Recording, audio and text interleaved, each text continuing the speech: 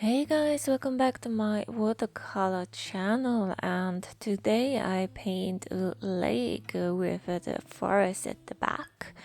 So I thought I practice my skills in painting water, but this is a very simple painting and mixing the colors out of turquoise blue and lemon yellow to get really nice bright green. But also here I added some masking fluid onto the water so that the ripples later on come nicely through. To the sky I add some cobalt blue. Oh, and another green is out of turquoise blue, and as well some lemon yellow, but much more darker, and some indigo blue added to there.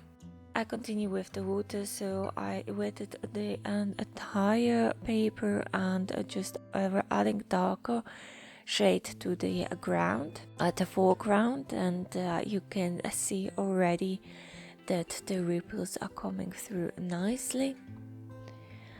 Then I continue with adding the forest at the back, and here I start with the very light colors such as the light green, and then continue to add more of a darker shade of green. So there is a big tree, and I spread the green color. As you can see, they're mixing nicely together, and also the green is falling downwards towards the water, so it's kind of creating the reflections naturally. Although I add also some of the green to the water, darker green, and then I continue with more bushes and a tree at the back,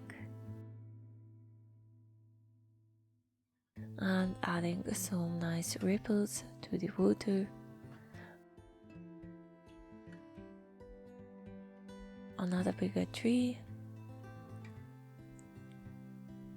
and just spreading the green.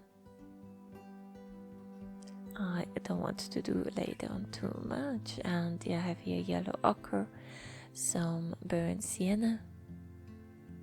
So I want to add some of the reddish colors here as well, especially if you paint or if you have a lot of green in your painting. You need a little bit of a contrast, such as the reddish color. And the paper is still wet, so I'm able to spread the green for the reflections, as well as adding some of the darker areas. More ripples to the water. And then after everything has dried, I continue to add more contrast. So I used more of the indigo blue mixed with turquoise blue, but at the same time I use a different brush to spread the darker colors, because I don't want to have too many edges here and hard edges, and as well as adding it to the water. So I'm a little bit careful, like what does the main subject look like, and how would it look like in the water. And more trees, as well as adding some more contrast here.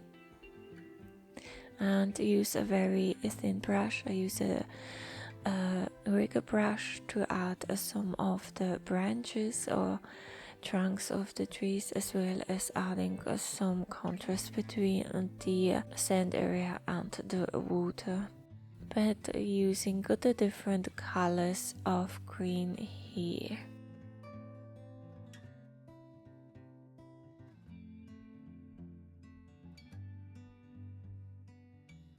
I don't want to overdo it, but I still add some of the reflections to the water, and then a darker green.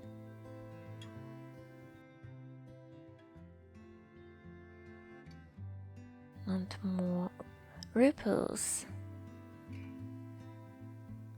so it looks much more natural.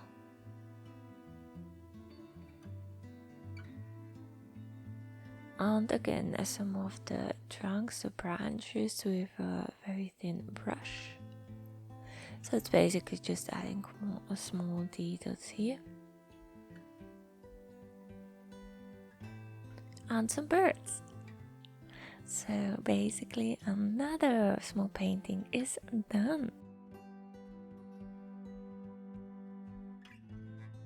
And thank you for watching, and remember to subscribe. Bye!